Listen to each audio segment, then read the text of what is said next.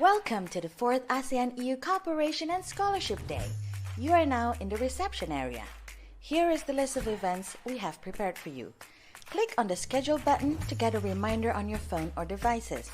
Just dropping in to see what's on? Find this little red button to see which event is currently live and just join the fun. Take the time to explore the expo area and see what have been prepared for you. Here on the booth panel, you can have a one-on-one Q&A session with our exhibitors. Download all the information that interests you, join workshops and sessions, or try out the games. Each session also has its own booth panel for you to interact with the speakers. To have a conversation with an expo representative, click Share Video and Audio. The booth moderator will allow you to have a conversation with them. Have something to say? Head on over to the Voice of Youth booth. Pick your virtual background and overlay and say it with a photo or video. Don't forget to follow and tag at EU in ASEAN when you post it on social media. You might be the lucky winner to get a special hamper from the EU. We're so excited to have you here, and we wish you a good time. Good afternoon, everybody. Welcome to the 4th ASEAN EU Cooperation and Scholarship Day 2021. My name is Miyabisi Koki, and I will be moderating today's session. Now, today's session is an interesting topic, as always. We're talking about innovation for the future. Now, innovation is all about finding new ways of doing things, not just technology and science, but in education and also a lot more things. But in light of the growing challenges faced by our region, our discussion today is going to focus on the challenges in education and how technology and the youth can be part of this solution. Now, I'm definitely not trying to tackle this problem by myself. I have a host of heavy-hitting speakers with me today, people who are actively working to tackle this issue. Let me introduce them to you today. So we have Asma Aziz from Brunei, who is working to increase digital literacy across underprivileged youths in ASEAN through Dig Tech. Asma, thank you for being with us today. Thank you for having me. Next up, we have Amri Ilma, founder of an online education platform in Indonesia called Ruan Guru. This platform has also recently been introduced to other countries in ASEAN, such as Vietnam. Hello, Amri, thank you for being here. Hi, thank you for having me here. And rounding up the group, we have Nina Terol from the Philippines. She wears many different hats, but in the field of education, she has been working to increase inclusivity in tech, as well as teaching technology through an initiative called DevCon Kids. Hello, everyone. Good afternoon. Thank you all for being here. Before we begin our session, I would like to remind the audience that this is an interactive session. So if you have any questions anytime during the session, feel free to drop them in our chat box, and I will relay your questions over to our speakers during the Q&A segment. I will notify you when that happens. So let's jump in. This is a very important topic, something which I think has touched everyone in our respective countries. This is the question of education now, like what's happening in education right now. So the issue of technology, of education and tech are both really broad topics, but for the purpose of this discussion, we're going to focus on the use of tech in the education sector. So my first question to you all is, how ready are we for this in ASEAN, using tech as part of in the education sector? Can I start off with you, perhaps, Nina? Wow, readiness comes in many different forms. And I think the pandemic really challenged us on many levels. So on one hand, you have overall infrastructure. In my country, in the Philippines, there are still many areas that don't have electricity or stable internet connection. So that's one. I think we also saw over the past 18 months that our education system was not quite ready to quickly transition to online learning. So there's still many gaps. And then in the households, not every household is fully equipped with all the tools that they need, or even the space. Asian families sometimes have very extended families living in households, right? So from the government and infrastructure level to educational institutions and even to the private homes themselves, I think we were all caught off guard. But we also saw that there are many, many opportunities that we can talk about in this short panel. True that. Thank you. Your thoughts, Amri? What do you say? Are we ready? How ready are we? Yeah, no, I mean, as Nina has already mentioned, the readiness is seen from a different kind of factor. Like the first one is the penetration of the technology and internet itself, right? Like, for example, for my country, Indonesia, is already like more than 70%. I think the next big question is the willingness of the people and also the government to embrace and also adopt the technology. And I think with the pandemic that has been going on in the last 1.5 year, there is a big opportunity actually. Like despite many of the negative aspect of the technology, is actually also pushing the people to be adaptive, to be embracing the technology. And I think that's what we've also been doing in Indonesia. Ready or not, we're just creating the platform and trying to spread it across Indonesia. Through that. Thank you for that. And Asma, your thoughts? I think my answers really echo with Nina and Amri. Coming from the experience that we have encountered in DigTech ASEAN, there are more work to be done in terms of the online infrastructure to meet the needs in the education sector, ranging from the end user readiness to shift to the digital space, internet penetration across the region. In Brunei, it's over 90%, but we have seen with DigTech in Myanmar and Indonesia, there are still a lot of work to be done in terms of internet penetration and accessibility of internet in the rural areas or underprivileged communities in ASEAN, to name a few.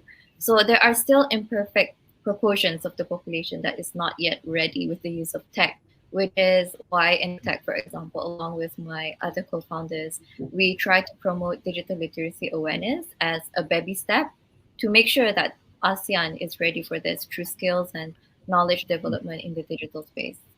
Yeah. Sure. Thank you. But you mentioned something interesting about technology, creating sort of like a gap of inequality between the haves and the have-nots. Do you think technology is widening that gap of inequality, or can it act as a bridge as well?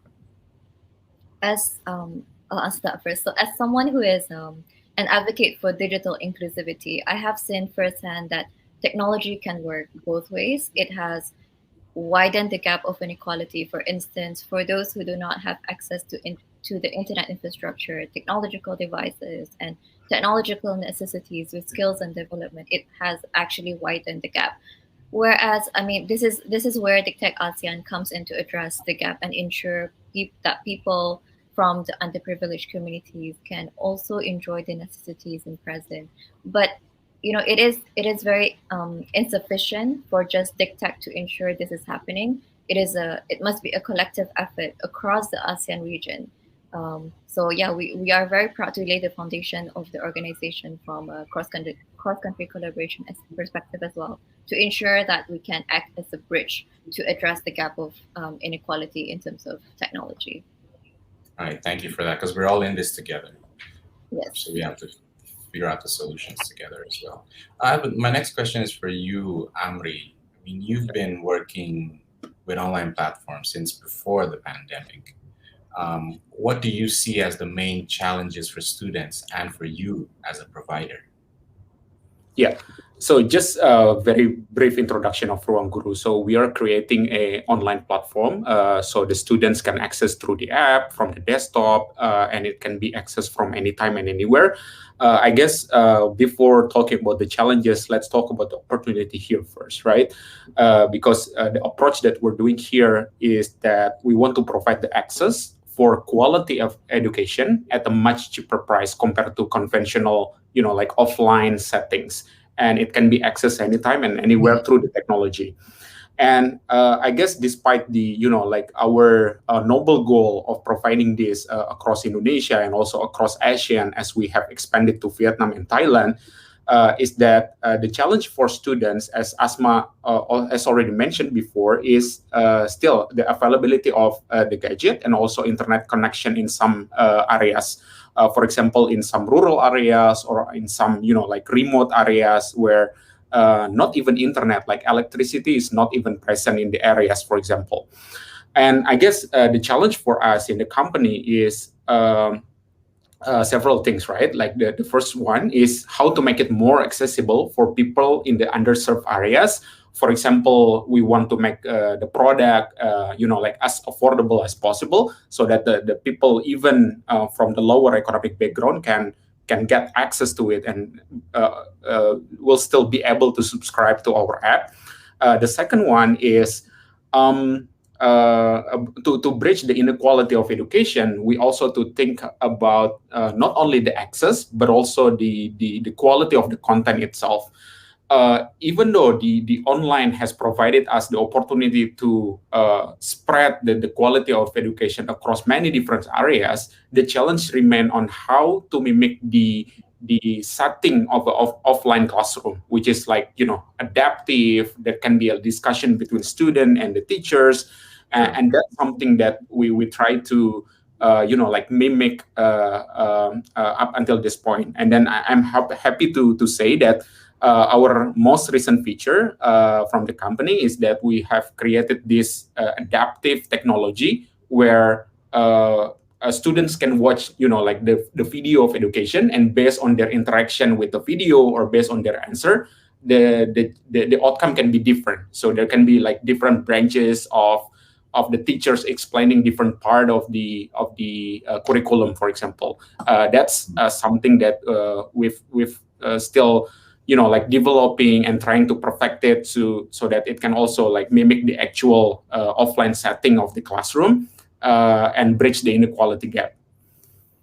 Very true. I think that the point you make about trying to recreate an offline classroom in a digital environment is quite important, because teaching is something which traditionally has been a very social activity. It has a lot to do with building relationships, eye contact, and the unspoken communication that happens in a classroom. It's very important, and I applaud you for the strides that you guys have made on your platform to try to tackle these problems. Thank you. I'd like to switch over to Nina, if I may. My dad always used to say that necessity is the mother of invention. And like it or not, this pandemic has forced everyone to embrace digital advances in education. But from your experience, how effective has that been? Well, effectiveness can be seen in many different ways. One, as you mentioned, it was really necessary. So data also from Google, Bain, and Temasek, they recently released a report called the Economy in the ASEAN. They showed that in 2020 alone, there were 40 million new internet users in the whole of ASEAN, compared to 100 million users from 2015 to 2019. So, in those 5 years, 100 million users. In 1 year alone, 40 million new users adopted, internet learning and, all of these other strategies. And then 1 out of 3 users of the internet are using services for the first time. So I guess effective or not, people had to make that switch.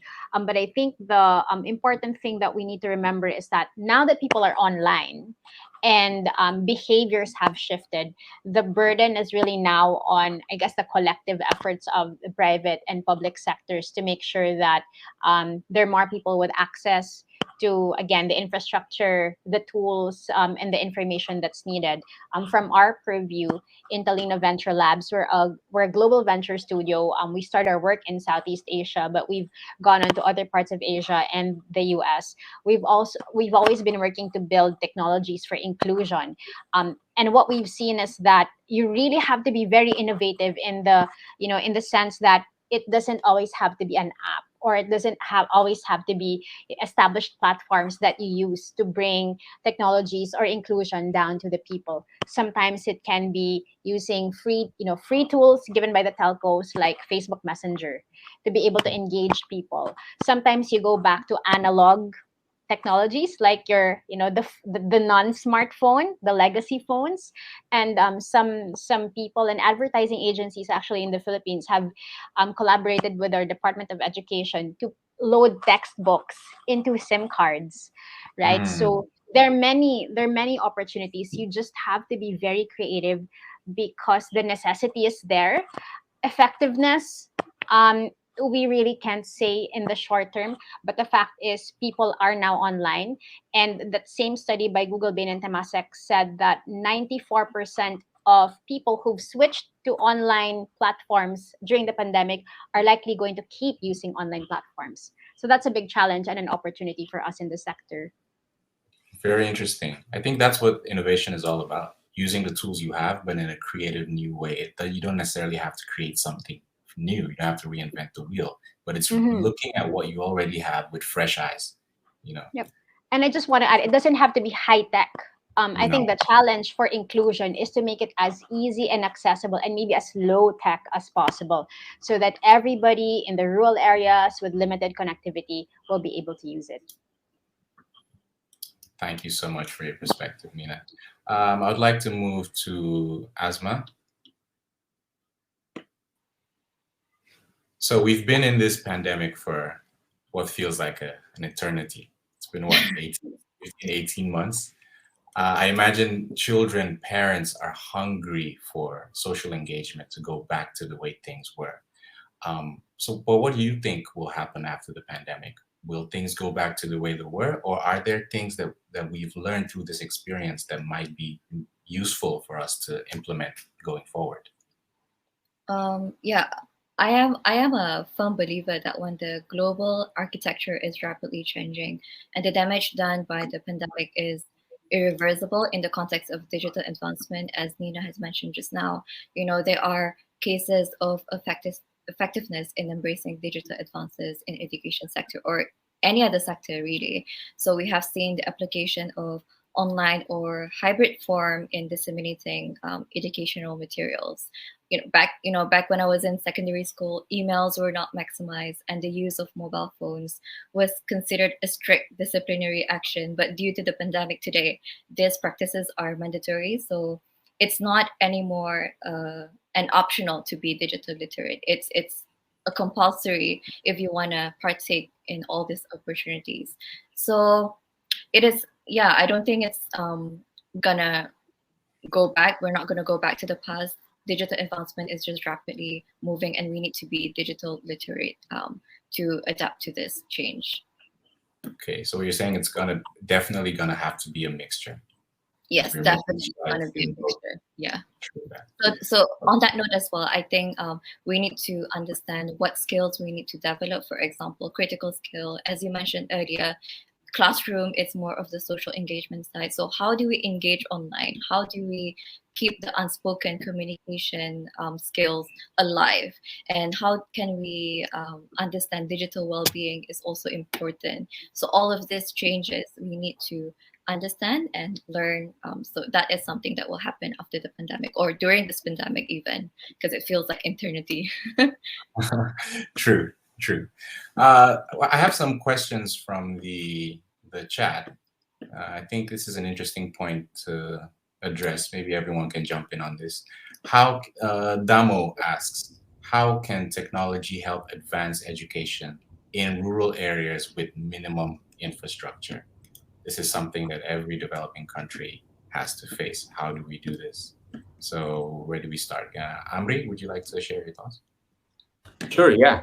So I want to, mention again the point that Nina has already mentioned earlier about, using the technology it doesn't have to be like high tech, right? Like in the rural area, for example, in Indonesia, there has been some example where when the pandemic hit and the schools are closed in the remote areas, people use radio, for example, to broadcast the content of the curriculum to teach students, and they also use analog television so that everyone, even like in the mountain or in different island, can actually watch and see. Whereas for us as a provider of education technology, I think another challenge that we want to solve here is that even though there is a technological barrier at the local area, like the remote area, we still want to make it more easily accessible as possible. For example, how to make it the bandwidth, smaller, with the same high definition quality, but then using a special algorithm to compress the bandwidth, and then it can be, like watched by people. Another thing that we have tried is also providing the offline access of the education, so it doesn't have to be transmitted through the internet. We have these on-the-go USB that we send to like students in the islands, in remote areas, where they can just plug the USB into their computer or their smartphone or tablet, and even doesn't have to be their own tablet, right? They can just go to school and then just plug it in computer school, and they can still learn about learning at school. So I think that's some of the perspective that I can share, and also some experience where as long as we have the willingness, I think a lot of creative ways can come in, and then to try to tackle the barrier that happen. Yeah. All right. Thank you for that. I think it's really interesting what you say, because technology is moving so fast. So it's developing so quickly. Sometimes useful technologies get left behind, and we're always looking at the cutting edge, the newest thing, the fastest, the best. But sometimes there's much simpler solutions that can achieve the same results, but just as effectively. Another question coming in from the chat.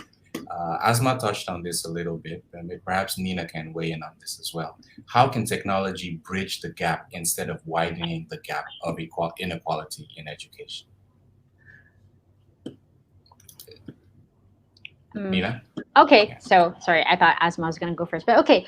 Definitely technology plays a large role in bridging the gap. So it's already been mentioned. So of course, number one is go back to different forms of technology. It doesn't have to be the high tech. You can go back to television, radio. I was even gonna think of board games. I remember growing up on board games and learning how to spell through so all sorts of analog stuff. So I think when we say technology, it doesn't have to be just digital technology. Technology also means things that you create for a particular purpose, to be able to innovate and create new solutions.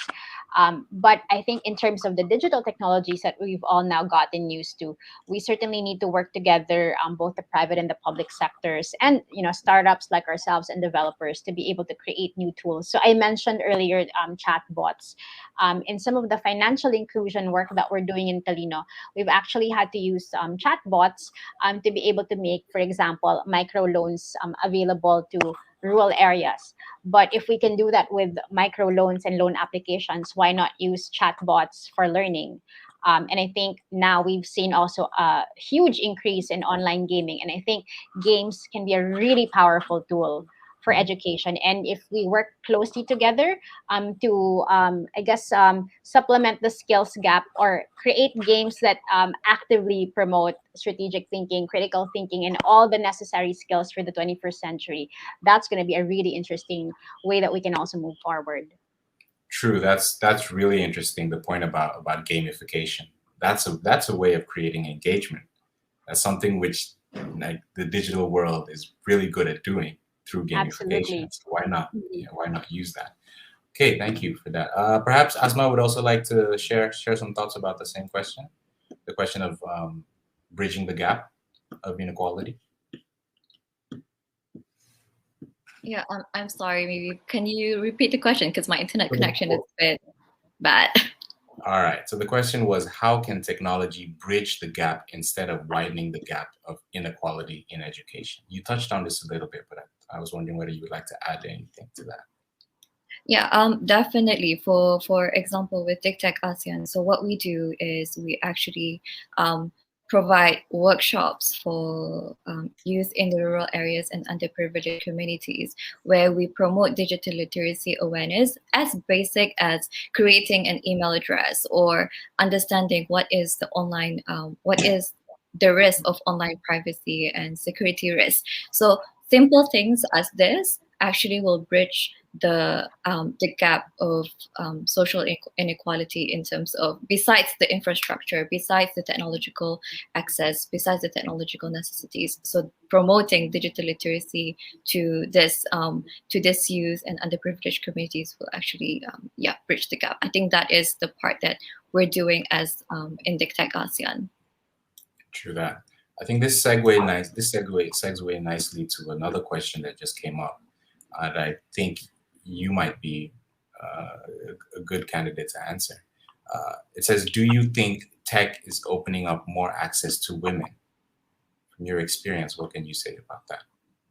I can say for TikTok ASEAN, most of us are actually women, so it's women-led. So yes, it's opening opportunities for women, but at the same time, we need to make sure that when it comes to gender balance in technology, we need to advocate this to the community as well, because it's, as we probably know, technology is very male-dominated. At least that is what from my experience. So I am happy to lead this, co-found this organization with 3 other women in the platform as well. So yes, it's becoming, it's gonna be more women-led in the future, but definitely it needs more work there. Excellent. Thank you so much for that. Another question from the Q&A. This is directed at Amri. Asks, how will Ruan Guru approach remote areas where technology is very limited and there aren't many people able to pay large amounts of money? Yeah, thank you for the questions. Yeah, so we've have experience where we try to approach the remote area not only by like providing the usual technology that we have. As I already mentioned earlier, there is this offline method that we try to deliver. But another thing that I want to share is that we've also collaborated with a lot of partner and organization in the Indonesia. For example, with the local government, with the national central government, with the non-profit organization, to actually go directly to the area and deliver the program remotely. Like we have some facilitators that is ready in the areas. So whenever there is a teacher, for example, that needs some assistance, the facilitator can guide them. For example, with the teacher training program in Papua, for example, Papua is one of the most remote area in Indonesia, and we have delivered so far a teacher training method. Like it's still conducted online, but we have the offline representative from the facilitator in the areas that can also guide them and help them. Another thing that we are trying right now is to providing, by collaborating with the government to also, for example, the Ministry of Communication and Information Technology, they can provide the internet access, right? Like they can build the BTS, the communication tower, and etc. And then Ruan Guru will provide the access to the education. Another thing is that we're building the learning management system for school. So this is another effort to try to get the inequality of education. So rather than to only provide, like students, we also try to improve the capacity of school and teacher because it's free. So any teacher, any school can use it. And it will help them to, for example, make it easier for them to do the administrative tasks at school, so they can focus more on teaching rather than to do administrative stuff. So yeah, there are some 3 examples that I would like to mention, and then if you want to know more about what we've tried to do so far up until this point, you can I can also share a link of a report. It's also available in English to some of the learning and experience that we've tried to like reach the remote areas in different part of Indonesia. Super. Thank you so much for that. Let's do one more question for the Q&A. Perhaps Nina could chime in on this. This is a good question. It asks, in some developing countries, most of the time, governments are the ones hindering development and innovation. How do we persuade them to invest for the future and succeeding generations? This is from Renel Bautista. Yeah.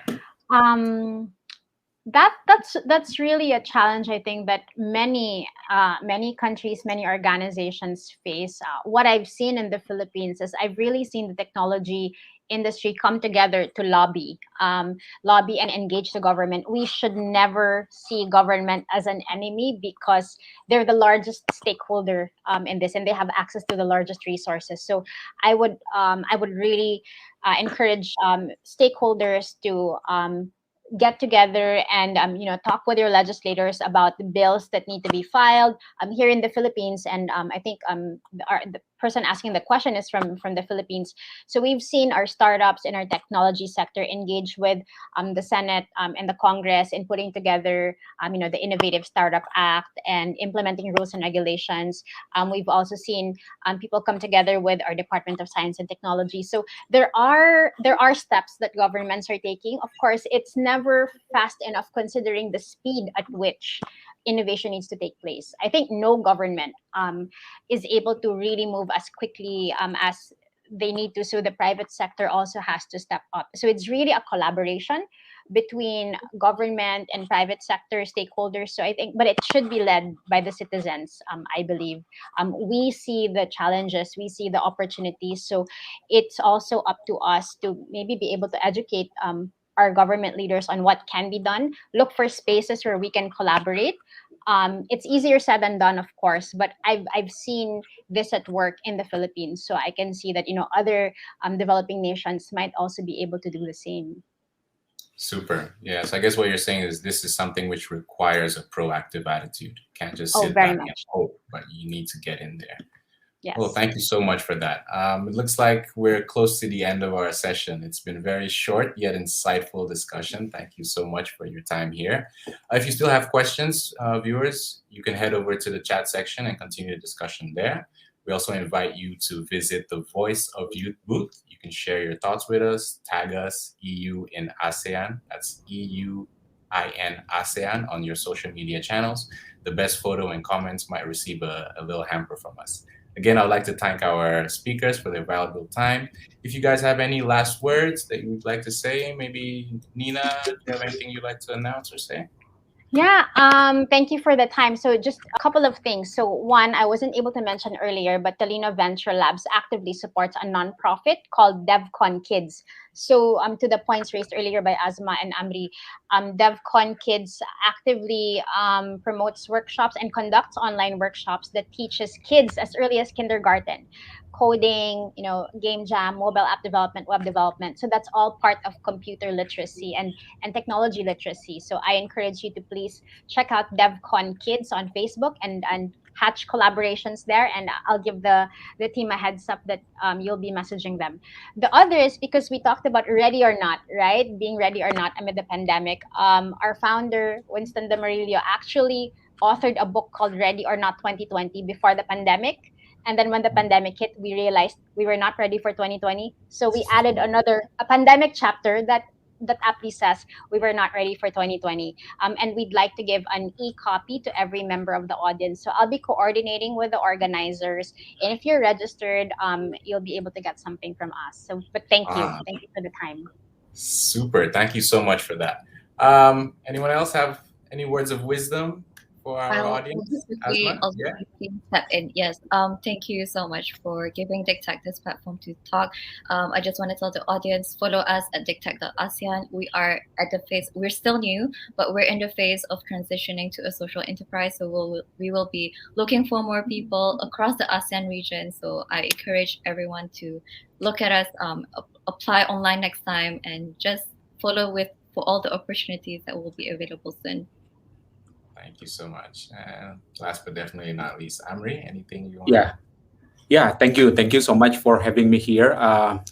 It's really like a good opportunity for me to be here, and I just want to tell everyone that education is not an effort that should be done by just one party, right? It's not just the responsibility of the government. It's just not the responsibility of teacher or school or parents. Is all of us responsibilities. And I guess the spirit is how to make collaboration. And so as we grow as an education technology organization, I would like to invite all of you, or the speakers here, Asma and Nina and Bibi as well. Plus just drop me an email to amri@ruanguru.com if you want to like talk more about the innovation that we can do together to collaborate to tackle this like a bigger problem that we're facing, especially in the education sector because of the pandemic. I think that's all. Maybe. Thank you so much. Thank you so much. I'd like to thank all of you again for your time here. It's been invaluable to giving us the insight that we need. So I also want to thank all of our viewers. I'll see you guys soon. Bye-bye.